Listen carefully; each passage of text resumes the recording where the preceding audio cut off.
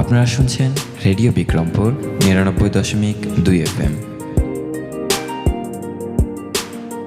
প্রাণের কথা মনে সুর, রেডিও বিক্রমপুর 99.2 FM।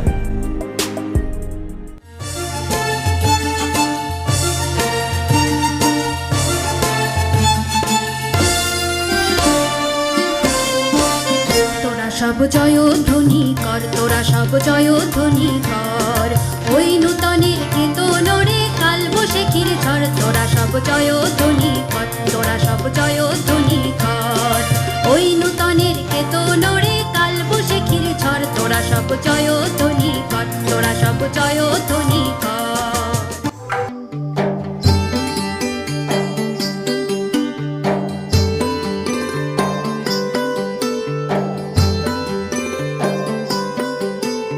প্রিয় শ্রোতা, সবাইকে প্রীতি ও শুভেচ্ছা জানিয়ে শুরু করছি দুর্যোগ প্রতিরোধ, জনসচেতনতা সৃষ্টি, সঠিক তথ্য পাওয়ার উপায়, তথ্যের মহামারী রোধ ও অভিযোজন বিষয়ে সচেতনতামূলক রেডিও ম্যাগাজিন অনুষ্ঠান মানুষের পাশে আমরা।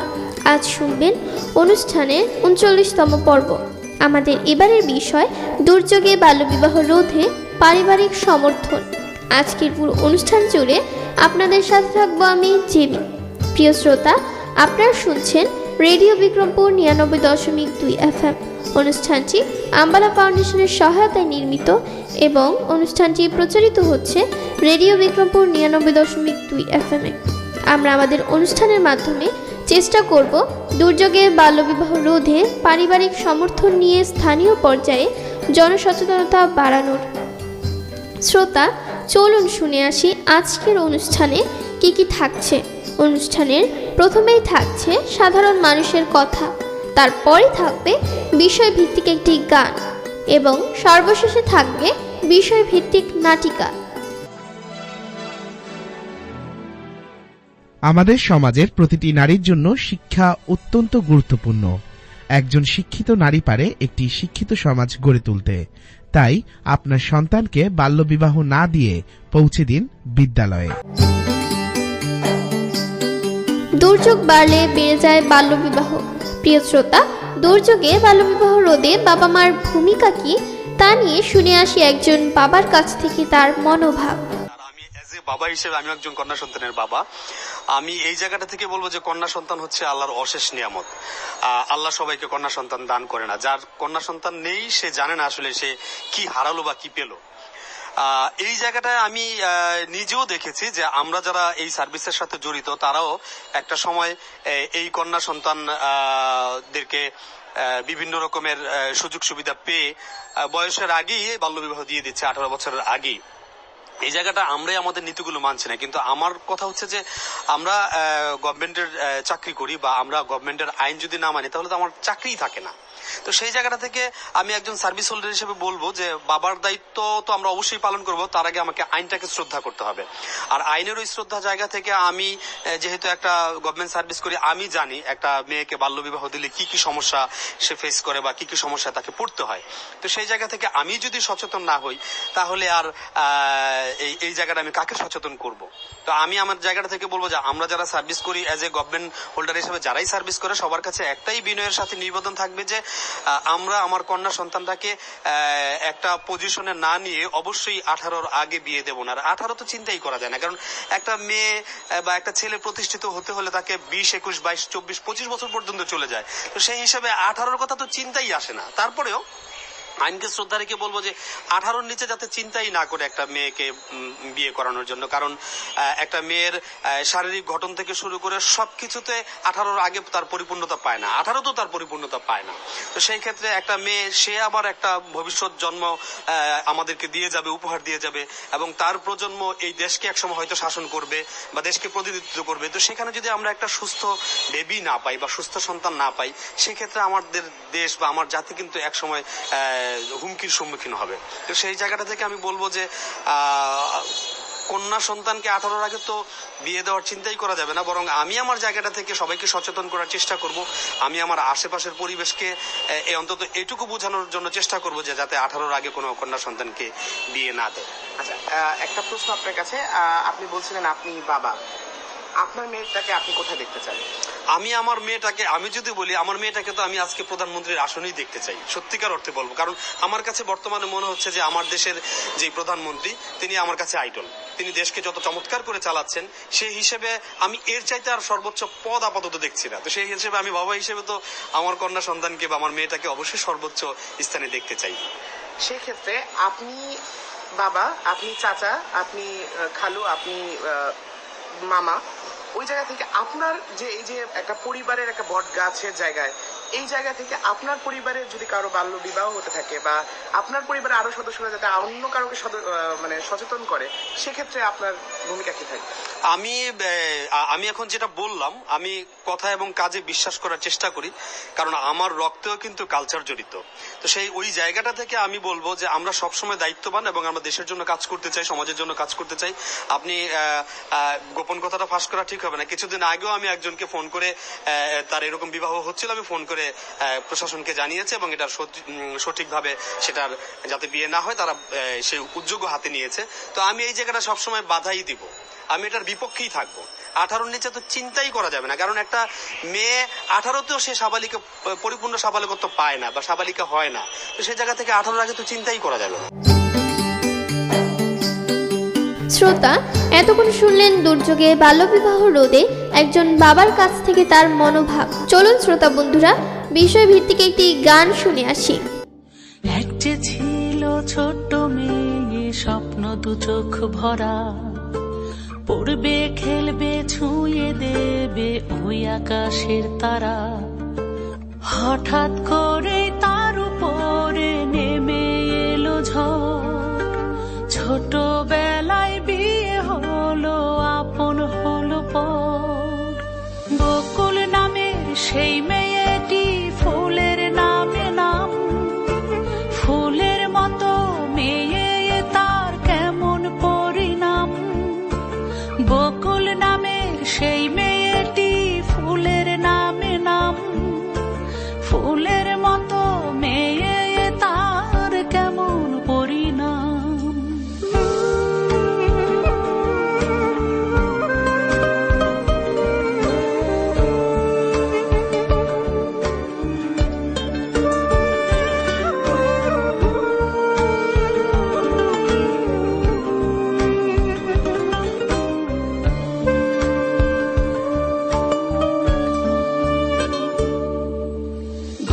ছুটার কানামাছি এখনো তাকে ডাকে, খেলার মাঠ আর বই ছেড়ে সে রান্নাঘরে থাকে।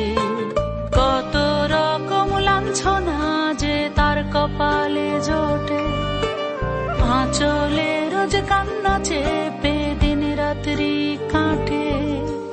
বড় হবার স্বপ্নটা তার পেল না কোনো দাম, কোন কারণে কোন দোষে তার এমন পরিণাম। বড় হবার স্বপ্নটা তার পেল না কোনো দাম, কোন কারণে কোন দোষে তার এমন পরিণাম। যদি চোখটা মেলে থাকি, যদি কানটা খোলা রাখি, এমন লাখো বকুল দেখতে পাবো রোজ। পাবো ঝরে যাওয়া লক্ষ ফুলের খোঁজ, পাবো ঝরে যাওয়া লক্ষ ফুলের খোঁজ। যদি হাতটা বাড়াই পাশে দাঁড়াই, একদিন হয়তো বা বকুলের এই স্বপ্নগুলো মেলতে পারবে ডানা। যদি হাতটা বাড়াই পাশে দাঁড়াই, একদিন হয়তো বা বকুলের এই স্বপ্নগুলো মেলতে পারবে ডানা।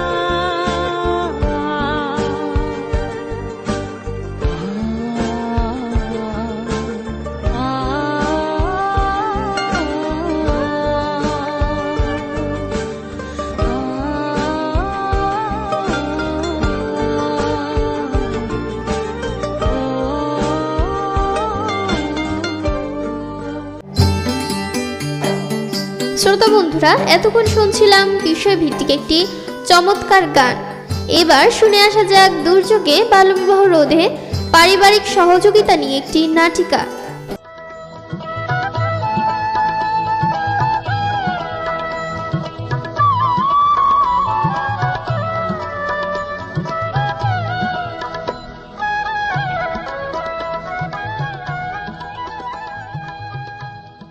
আম্মা, আম্মা, আমি স্কুলে যাই। এই শিমু, চল। আচ্ছা মা, সাবধানে যাইস।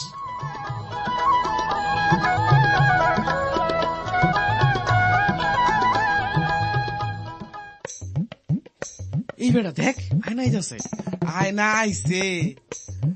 যদি আমার বিয়া করতে রাজি না হয়, আইজ ওরে তুইলা লইয়া যামু। চল চল, সামনের দিকে চল। ল যাই। সুমি, আমি আজ স্কুলে যাবো না। বিল্লাল আর সুমন আজকেও দাঁড়ায় আছে। কস কি, তুই স্কুলে যাবি না? না শিমু, আমার ভয় লাগে। কি বাজে বাজে কথা কয়। আয়না, ও আয়না, দেহি তোমার মুখটা একটু দেখতে দাও। আমি তোমার মাঝে আমার একটু দেখতাম। আই হাই, লগে আমারও দেখাইও। আপনারা এমন বাজে কথা কন কেন? ভালো কথা কইমু, তুমি বেশি কথা কইও না, পরে তোমারও তুইলা লয়ে যামু। ও আয়না, আমি তোমারে কত বুঝাই, কও না। ও আয়না, কও না আমারে বিয়া করবা। বিয়া? এসব কি কথা কও? আমি মাত্র 7-এ পড়ি। এখন বিয়া করলে তো আর পড়ালেখাই হইব না। শোনো, আজকার ভিত্তে তুমি আমারে জানাইবা, তোমারে আমি 1 সপ্তাহের মধ্যে বিয়া করমু। আপনি না আগে একটা বিয়া করছেন, আবার বিয়া? হ, আরেকটা করমু। এই আয়না, এখন বাড়িতে যাও, যাও। বিয়ার বিষয়টা একটু চিন্তা কইরো। শিমু, তুমি বেশি বাড়াবাড়ি কইরো না, পরে তোমারও খবর খারাপ হইব কিন্তু।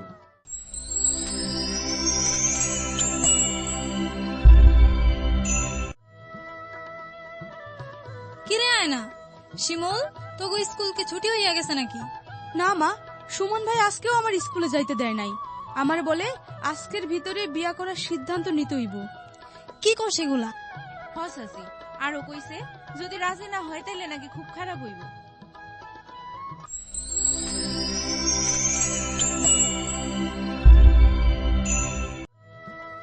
এই জন্যই কইছিলাম, মাইয়া এখন বড় হইছে, আর পড়ালেখা করন দরকার নাই, এখন বিয়ে দিতে হইব। বিয়া? মেয়ের বয়স মাত্র 13, আর তুমি কি কও?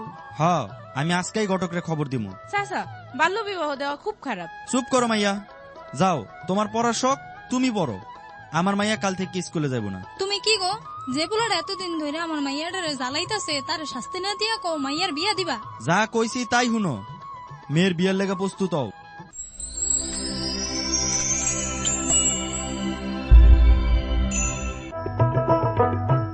আয়নার মা, হুনো, গতকাল লগে আমার কথা হইছে, একটা ভালো ছেলে পাইছি, অনেক টাকা, তবে বয়সটা একটু বেশি। না, আমি আমার মাইয়ারে বাল্য বিবাহ হইতে দিব না। আমি অহন এই শিমুর বাবার লগে কথা কমু। বেশি মুখে মুখে কথা বললো না, সামনের শুক্রবারে আমার মাইয়ার বিয়া।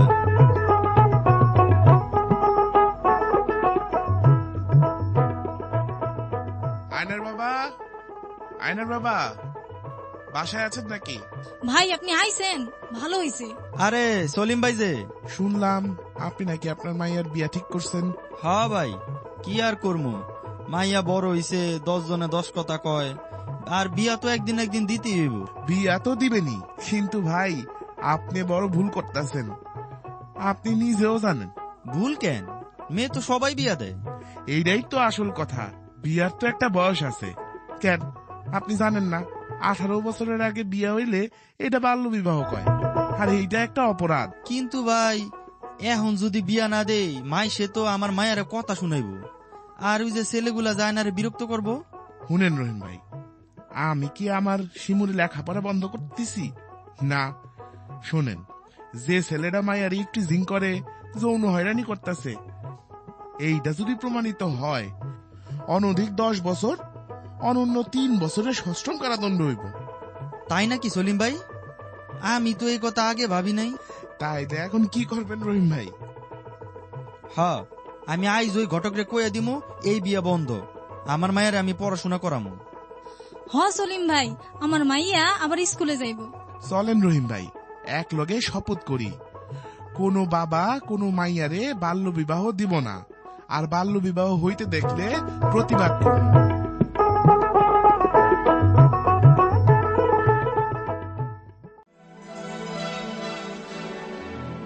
18 বছরের আগে কোনো শিশুর বিয়ে নয়। বাল্যবিবাহ প্রতিরোধ ও প্রতিকারে আমরা সামাজিক আন্দোলন গড়ে তুলব। আমাদের উদ্যোগই পারে মেয়ে শিশুর জন্য একটি অধিকার ও মর্যাদাপূর্ণ সমাজ গড়ে তুলতে।